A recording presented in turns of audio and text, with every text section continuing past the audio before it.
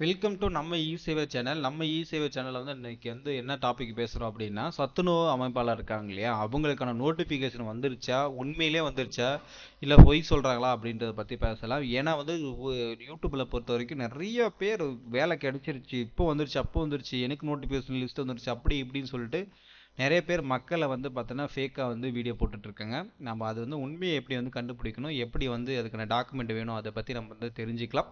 நம்ம இ சேவை சேனல் வந்து ஃபஸ்ட் டைம் பார்க்கணும், மறக்காம வந்து சப்ஸ்கிரைப் பண்ணி கொடுங்க, உங்களோட ஆதரவு கொடுங்க அப்படின்னு சொல்லிக்கிட்டு வீடியோக்குள்ளே போயிடலாமா. இப்போ வந்து அஃபிஷியல் வெப்சைட்டில் மட்டும்தான் நோட்டிஃபிகேஷன் வரும்.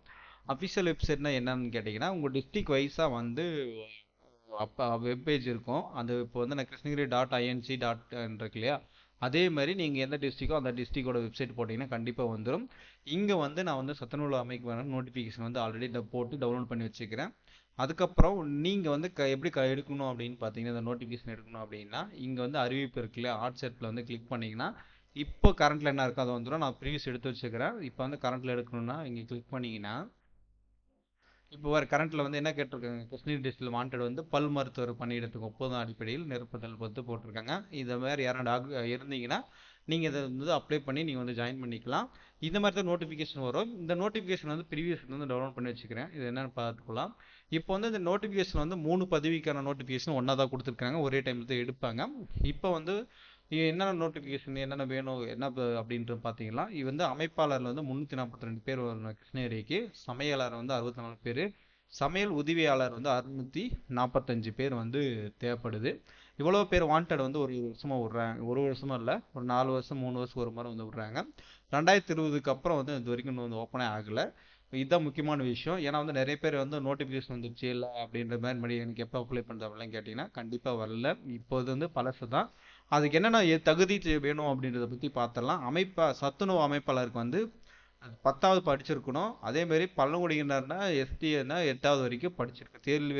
தேர்ச்சி இருந்தாலும் சரி, தோல்வி இருந்தாலும் சரி, ஒன்றும் பிரச்சனை இல்லை. வயது வரம்பு வந்து பொது பிரிவினருக்கு வந்து 21லேருந்து 40 வயசு வரைக்கும், பழங்குடியினருக்கு வந்து 18 வயசுலேருந்து 40 வயசு வரைக்கும் இருக்கணும். விதவை என்ன கணவரால் கைவிடப்பட்டவருக்கு வந்து பார்த்தீங்கன்னா 20 வயதுலேருந்து 40 வயதுக்குள்ளே இருக்கணும். பிற தகுதிகள் வந்து என்னென்னா 3 கிலோமீட்டருக்குள்ளே தான் இருக்கணும். அதேமாதிரி கணக்கு வழக்குகளும் தெரிஞ்சிருக்கணும். கணக்கு வழக்குகள் எதுக்காக தெரிஞ்சிருக்கணும் அப்படின்னா, சத்துணவு அமைப்பாளர்ன்றது வந்து ஒரு ஒரு வாரத்துக்கு வந்து எவ்வளோ ரூபாய் செலவு பண்ணுவோம் பள்ளிக்கு. இப்போ ஒரு 5 நாள் வேலை நாட்கள்னா 5 நாளுக்கான காய்கறிகள் செலவுகள், அது மற்ற இதர செலவுகளை செலவு பண்ணி அதுக்கப்புறம் பில்லு வந்து இப்போ இது பண்ணி நம்ம வந்து பில்லை வந்து வாங்கணும், கிளைம் பண்ணணும். அந்த மாதிரி தான் நடக்கும். அதுக்காக வந்து பார்த்தோன்னா இது வந்து கேட்டிருக்காங்க. சத்துணவு கணக்கு வந்து தனித்தனியாக பராமரிக்கிறதுன்றது. அதுக்கப்புறம் நீங்கள் ஏதாச்சும் மாற்றுத்திறனாளி இருந்தீங்கன்னா அதுக்கான சர்டிஃபிகேட் வாங்கணும். இதுக்கான 4% வந்து இது ஒதுக்கீடு கொடுப்போம். இப்போ வந்து கல்வி தகுதியிலேருந்து ஒரு 5% கொடுக்குறாங்க அப்படின்னா, இதுலேருந்து ஒரு 4% உங்களுக்கு வந்து கிடைக்கும் அப்படின்னு சொல்லிக்கலாம். சம்பளம் அப்படின்னு பார்த்தீங்கன்னா, இவங்களுக்கு வந்து 7,700 ரூபாய் வந்து சம்பளம் வந்து மினிமம் கிடைக்கும். மேக்ஸிமம் வந்து 24,200 வரைக்கும் சம்பளம் வந்து கிடைக்கும். அதுக்கப்புறம் சத்துணவு சமையலாளர்கள், இது வந்து அமைப்பாளர்கள் வேற, சமையலாளர்கள் வேற. இப்போ வந்து 2வது வேலை வந்து யாருக்குன்னா, சமைச்சு கொடுத்தா மட்டும் போதும். அவங்களுக்கு வந்து பொதுப்பிரிவினர்களுக்கு வந்து தகுதி வந்து கல்வி தகுதி வந்து 8வது வந்து தேர்ச்சியாக இருக்கலாம், தோல்வியாக இருக்கலாம், யாருனா இருக்கலாம். ஆனால் அது 8வது வரைக்கும் படிச்சிருக்கணும். அதே மாதிரி பழங்குடியினருக்கு வந்து எஸ்டிக்கு வந்து எழுத படிக்க தெரிஞ்சிருக்க வேண்டும். அதுக்கப்புறம் வரம்பு வயதை வந்து மேலே என்ன கொடுத்துருக்காங்களோ டிட்டோ அதுதான் எல்லாத்துக்கும் இங்கேயே வரும். அதுக்கப்புறம் வந்து சுற்றளவு 3 கிலோமீட்டருக்குள்ளே தான் இருக்கணும். இவங்களுக்கு வந்து சம்பளம் வந்து 4,100லேருந்து 12,500 வரைக்கும் சம்பளம் வந்து அதிகபட்சமாக இருக்கும்.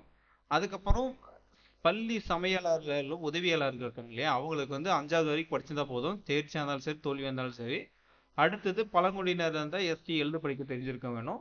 அடுத்தது வந்து வயது வரம்பு வந்து மேலே என்ன கொடுத்துருக்கோம்னா டிட்டோ. பொதுப்பிரிவினர்களுக்கு 21லேருந்து 40, பழங்குடியினர்களுக்கு 18லேருந்து 40, விதவையாக இருந்தால் கணவரால் கைவிடப்பட்டவங்க தான் இருந்தாங்கன்னா 20லேருந்து 40 இதுக்குள்ளே இருக்கலாம். டிஸ்டன்ஸ் எல்லாத்துக்கும் ஒரே டிஸ்டன்ஸ் தான், 3 கிலோமீட்டருக்குள்ளே இருக்கணும். அதே மாதிரி அவங்க சம்பளம் வந்து 3,000லேருந்து 9,000 வரைக்கும் சம்பளம் வந்து கொடுப்பாங்க. விண்ணப்பதாரர்லேருந்து 3 கிலோமீட்டர் டிஸ்டன்ஸ் தான் மெயின் முக்கியமான விஷயம்.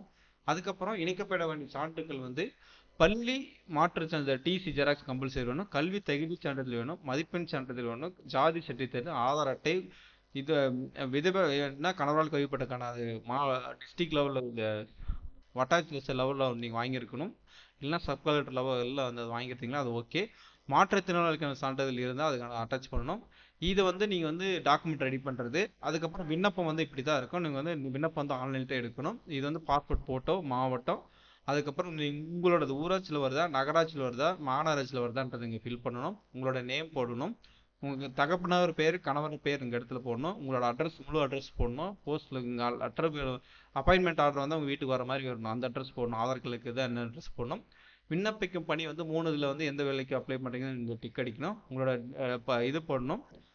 டேட் ஆஃப் பர்த் இங்கே ஃபில் பண்ணணும். கல்வி தகுதி சான்றிதழ் இணைக்கப்பட வேண்டும். அதுக்கு போடணும். பணியிடம் எந்த பள்ளியில் வேலைக்கு கேட்குறீங்க அந்த இது இடத்துக்கு இங்கே ஃபில் பண்ணணும். விண்ணப்பதாரர் இருப்பிடத்தில் வந்து டிஸ்டன்ஸ் வந்து மெயின்டைன் பண்ணணும். ஒதுக்கீடு விவரம், அதுக்கப்புறம் சாதி சான்றிதழ் உட்பிரிவு, சான்றிதழ் எந்த ஜாதியில் வரீங்க அப்படின்ற மாதிரி நீங்கள் இதெல்லாம் இது பண்ணணும்.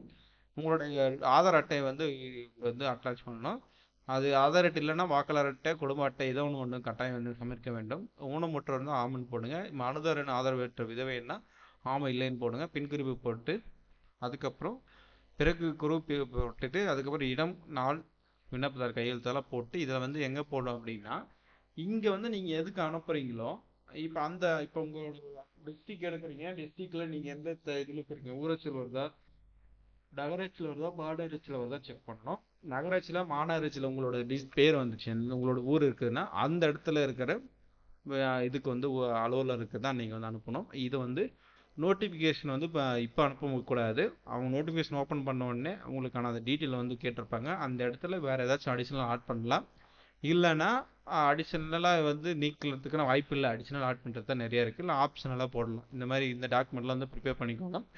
நிறைய பேர் வந்து பார்த்தோன்னா சத்துணவு அமைப்பாளருக்கு வந்து வீடியோ போடுறாங்க. இப்போ வந்துருச்சு, அப்போ வந்துருச்சு, இது இது கல்வி தகுதி 25 நாள் வந்துடும், 30 நாள் வரும், 23 நாள் வரும் அப்படின்ற மாதிரி நிறைய வீடியோ போட்டிருக்காங்க. அதெல்லாம் வந்து முழுக்க ஃபேக்கு. இது இப்போ வரைக்கும் நோட்டிஃபிகேஷன் எதுவும் அவைலபிளாகவே இல்லை. இது 2020 வந்தது. கிட்டத்தட்ட அந்த 5 வருஷத்துக்கு அப்புறம் வந்து இன்னும் வந்து ஓப்பன் ஆகலை. ஒன்ஸ் ஓப்பன் ஆச்சுன்னா கண்டிப்பாக சொல்கிறேன். கிட்டத்தட்ட வந்து நிறைய பேர் வாண்டடுக்கு கொடுப்பாங்க. நிறைய பேர் வந்து அதில் வந்து அப்ளை பண்ண மாட்டாங்க.